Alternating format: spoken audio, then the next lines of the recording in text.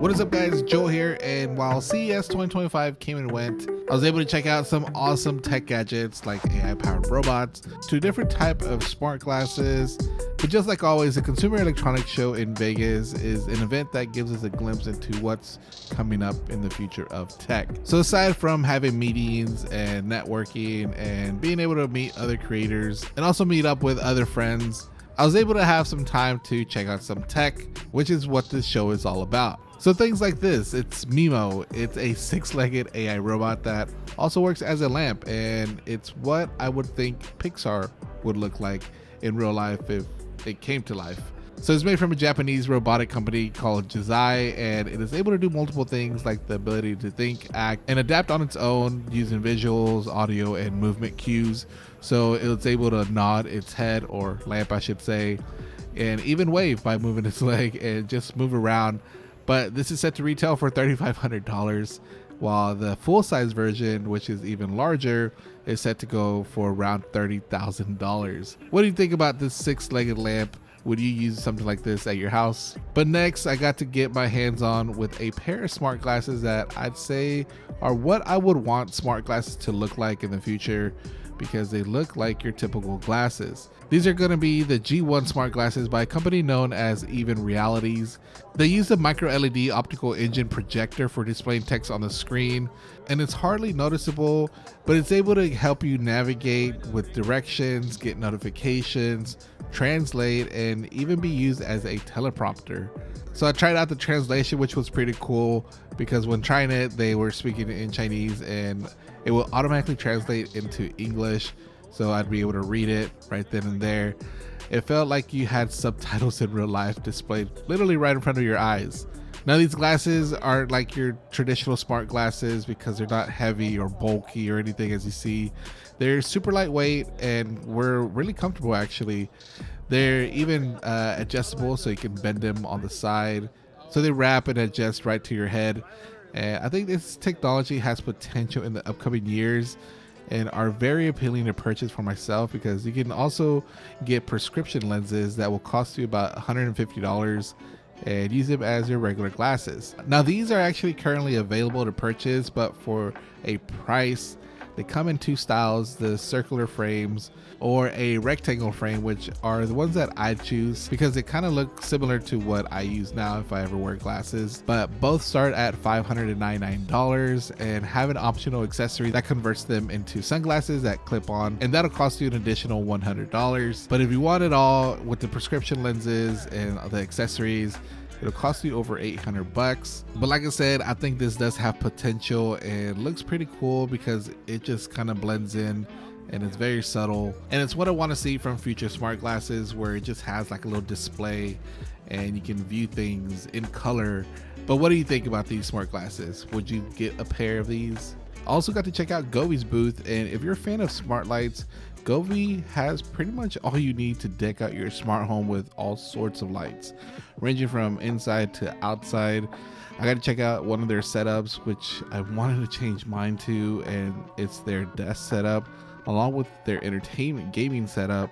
The desk setup had their gaming pixel light that can be fully customized from pixel art, such as images and GIFs that you can upload.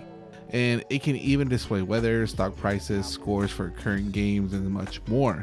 It's also able to use AI, so when you have it paired with the app, you just speak to it and it'll use AI to convert what you just said into an image. This will come in two sizes and would be great to showcase on a desk or just display things like subscribers or social media followers and things like that.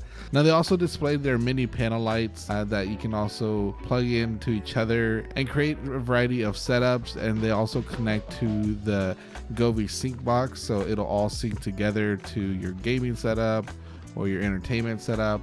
Also, Govi and JBL partnered up to create the Table Lamp 2 Pro, and it has sound by JBL, and it reminds me of a old school lava lamp, but now it's more modernized and syncs to your music. Now, Govi also makes LED strips, which is what I use on my desk setup at the moment, but from a different brand. And one of the major things about these light setup is that they all work with Matter. So if you use Apple HomeKit, they will work with that, which is what I've been looking for for my future setup. Govee makes not only indoor, but also if you're looking for outdoor lighting, they got you covered as well. Now, if you don't want to be short on power and want to charge all your devices at once, Ugreen has your back with this beastly of a 500 watt desktop charger that gives you 5 USB-C ports and 1 USB-A port. All USB-C ports are power delivery, and 4 of the 5 can do up to 100 watts of output power, while the 5th USB-C port can output up to a crazy amount of 240 watts of power. This will be great to charge up multiple laptops quickly, or of course all your other devices if you have like tablets, phones, everything around the house. You can charge it up with Ugreen's Nexo desktop 500 watt charger. Now, speaking about USB-C, a company known as Chotec showed me their USB-C cable that can also act as a flashlight when you need it. You can easily use a power bank and then have a light on hand, or let's say you're out in the woods and you need to start a fire, maybe a little campfire. You can also use this and the power bank and light it up. Or of course, if you want to just use USB-C to USB-C, you can also charge up your devices. Now, they also showed me their SSD with a display that works perfectly for recording ProRes on your iPhone. It not only has a display, but also stays cool with its built-in fan system. And I could probably use one of these next CES, so I could just leave my camera at home and just shoot with my iPhone during the show and just shoot on ProRes.